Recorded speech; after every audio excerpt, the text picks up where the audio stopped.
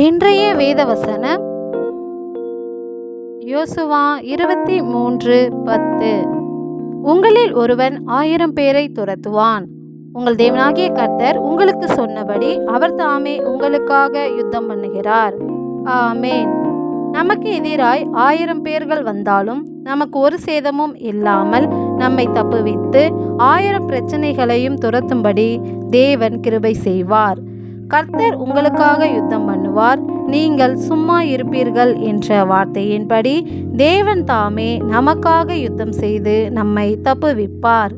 அதற்கு நாம் உங்கள் தேவனாகிய கர்த்தரில் அன்பு கூறும்படி உங்கள் ஆத்துமாக்களை குறித்து மிகவும் எச்சரிக்கையாயிருங்கள் என்ற வார்த்தையின்படி நம் தேவனிடத்தில் அன்பு கூறுகிறவர்களாக இருக்க வேண்டும்.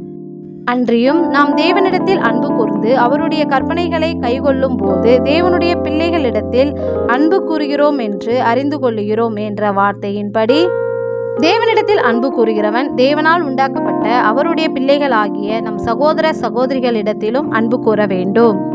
ஏனெனில் தான் கண்ட சகோதரனிடத்தில் அன்பு கூறாமல் இருக்கிறவன் தான் காணாத தேவனிடத்தில் எப்படி அன்பு கூறுவான் என்கிறபடி தன் சகோதர சகோதரிகளின் இடத்தில் அன்பு கூறுகிறவர்களே தேவனிடத்தில் உண்மையாய் அன்பு கூறுவார்கள்.